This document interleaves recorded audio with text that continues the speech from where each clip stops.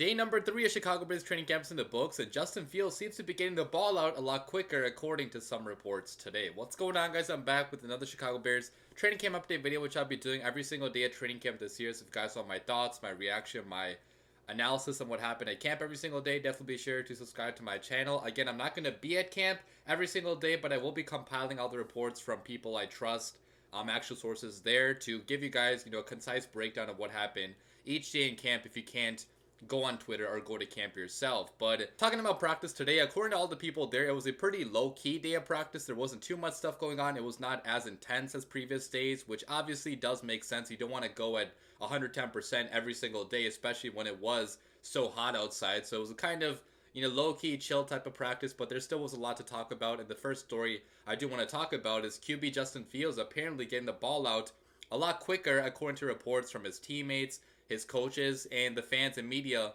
in attendance. So, according to Courtney Cronin, so she said that today it was a lot of emphasis on the short passing game in practice. And she did say Herbert and Foreman have been involved in the passing game quite a bit in the last 3 practices, check down screens, short passes, but especially today, that was a point of emphasis during practice. Okay, I think they're specifically trying to target the short passing game because that's one area of Justin Fields' game where he had to improve on 100% if he wants to take a leap in 2023. Like I mentioned yesterday, you can't make a living as a quarterback only hitting bombs 40, 50 yards down the field, which we already know Justin Fields is so good at doing, but he had to improve in that short passing area if he wants to be a consistent passer of the football. When nothing else is open downfield, you have to be able to hit your check down for 3, 4, 5 positive yards, because even though it's nothing crazy, okay, it prevents you from getting sacked, which a sack could bring you back 10, 15 yards, which Justin Fields has taken way too many sacks during his career. Obviously not all the fault of him, but some of them were the fault of him,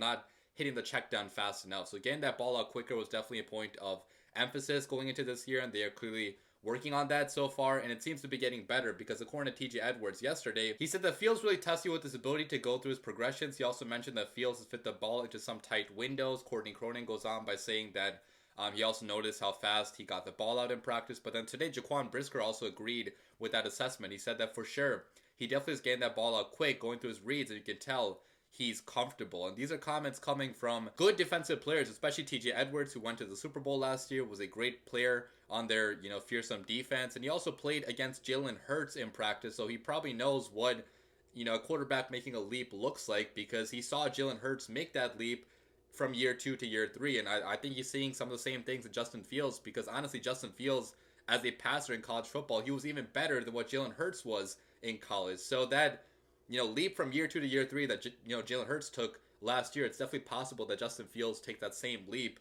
because he is reportedly at least getting better in one of his, biggest weaknesses, which was getting the ball out quicker and going through his reads a lot quicker. Now, again, it's only practice, so until we see live game action, we cannot say that any of these things are true for certain. But last year, we didn't get that many positive reports from the offense through the first 3 or 4 weeks of practice. The talking point back then was give them time, give the quarterback time, give the offense time, and they're going to be better going forward. But that's not been the case so far in camp. Okay, we've seen a lot of positive reports from the offense in practice. And again, I know it's only practice, but it's better than last year when we weren't getting these positive reports. So good to see Justin Fields, reportedly growing as a passer and working on getting that ball out quicker, because he's going to need to do that next year, guys, if he wants to be an MVP level quarterback like some Bears fans are suggesting, or at least to be an average passer. You got to be able to hit your check down and not only go deep down the field, which I have to say, it's kind of weird that we have a quarterback like that, because honestly in the past we've only had quarterbacks that can hit check downs but not the deep ball going down the field. Besides for Jay Cutler, obviously we all know that Jay Cutler could hit that deep ball, most times. He was also pretty inaccurate sometimes, but Jay Cutler did have that deep ball arsenal to his game. But guys like Mitch Trubisky, Chase Daniel, the recent quarterbacks we've had like Nick Foles, Andy Dalton, these guys could not really hit the deep ball with any sort of consistency. They weren't big play type of guys like Justin Fields is. But if Justin Fields can improve on that low point of his game, he's going to be a very good quarterback, because he already does the hard stuff pretty easily. He just has to make the easy stuff now look easy as well. Sticking on Justin Fields, I also want to talk about his best throw of the day. So according to Dan Wiederer, I still don't know how to pronounce his name, but Dan W said that one of Justin Fields' best throws in one-on-ones came on a deep corner route to Robert Tonyan versus Elijah Hicks. Great touch. And I have to say, it's pretty cool that we have our backup tight end making plays like this, even though it's only one-on-one, so nothing, crazy to report on. But Robert Tonyan has the type of receiving ability that we haven't seen in any backup Bears tight end in a long, long time. Okay, this guy actually has had seasons in the past where he's had above 400 receiving yards. He's had double-digit touchdowns in 2020. That year that he completely blew up in the red zone. Like, he has the ability to be a red zone monster for the Bears and still be that secondary option at tight end if we want to go in 12 personnel. To give Justin Fields another guy to throw to in the passing attack. So really cool to see Robert Tonyan, making plays like this, because we're going to rely on him if you want to take this passing attack to the next level. Okay, it can't only be Cole Kmet. There's going to be a guy behind him, and Robert Tonyan is hopefully going to be that guy. But going to the next story of the day, I do want to talk about, what do I have next? I have Jalen Johnson performing really well in practice, and also some comments that I want to talk about from Jalen Johnson. So Jalen Johnson today, he had, I wouldn't say he had a perfect day, obviously, because he was going up against DJ Moore. And when you have a star receiver like DJ Moore in practice now, you're not going to win every single rep as a cornerback. So DJ Moore definitely beat Jalen Johnson on some reps. According to Nicholas Moriano, he said that DJ Moore over Jalen Johnson. Absolute strike from Justin Fields. So it seemed like a really good throw from Justin Fields. And DJ Moore beat, our cornerback number one. But after that, there were a lot of plays in which Jalen Johnson did win his reps against DJ Moore. Again, I'm not sure how many reps it actually was, what the count was, who won how many reps, but it did seem like it was a very good battle going on between CB number one and receiver number one. And iron sharpens iron, man. I mean, last year we did not have the caliber receiver like a DJ Moore to strengthen our cornerbacks. Okay, we only had Darnell Mooney and a bunch of, I don't want to disrespect anybody, but bums after that. Okay, it wasn't anybody as close, in talent to a DJ Moore or even a Chase Claypool, like physically. Like, we didn't have guys like Chase Claypool either in camp last year. So to have to go up against these level receivers, it's making our cornerbacks much, much better. They're having to play smarter football. They're having to use their fundamentals more and not just rely on their athleticism, because going up against the speedy guys we have now, like even like a guy like Tyler Scott, like you can't defend this guy only with speed. You have to be able to understand leverage, understand where guys are on the back end to help you, and that's going to help our secondary be a lot better next season. So pretty entertaining battle going on today between Moore and Jalen Johnson. He also had a few nice reps against Velus Jones, in which he trailed the play nicely and deflected it for an incomplete pass, according to Greg Braggs Jr. And that should be expected, okay? Velus, he's not at the level of a DJ Moore. So going up against a guy like that, you should be able to lock him down, and Jalen Johnson did indeed do that. So really good day of practice.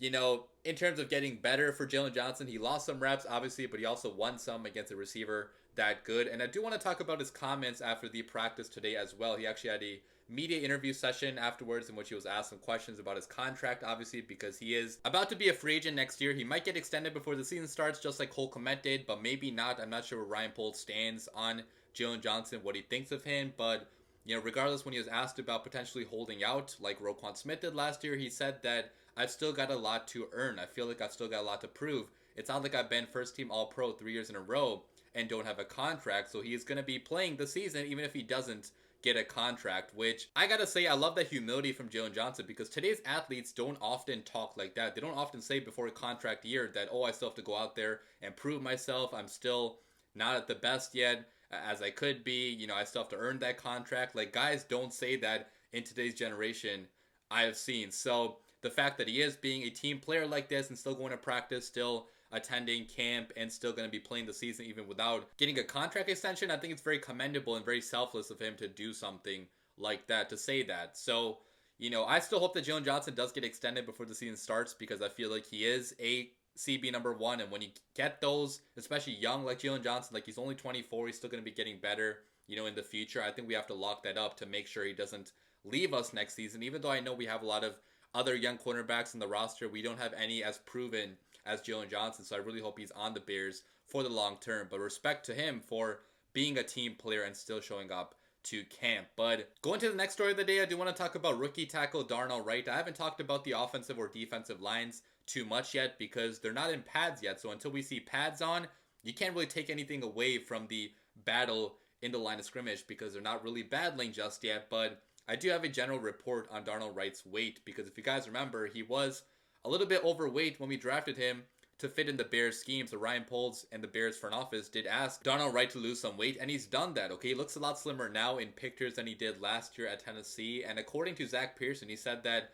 Darnell Wright accidentally trained for the wide receiver conditioning test ahead of training camp and said it helped him pass his offensive line test. So for some reason, he was training for the receiver conditioning test, which obviously is probably like 5 times harder than the offensive line test because receivers generally are not 300 plus pounds. But, you know, whatever he did, okay, whatever training he did, it clearly has worked because there's been a lot of reports about him looking slimmer, looking faster, and looking in the best shape of his life, which love to see Darnell Wright taking his conditioning so seriously because it shows me he has a work ethic and he does care about being the best version of himself he can be in the NFL. He's not only in this, you know, for the money. He actually does love football as well. And, you know, in college, he was a powerful, powerful guy. But if he adds speed to his game as well, watch out, okay? Because that could be a damn good right tackle for Justin Fields. And then finally going to the last story of the day, a brief update, not anything too serious, but I do want to talk about Chase Claypool having a pretty good session in one-on-ones. Now, one-on-ones don't mean that much, so don't put too much stock into this. You know, the offense should win one-on-ones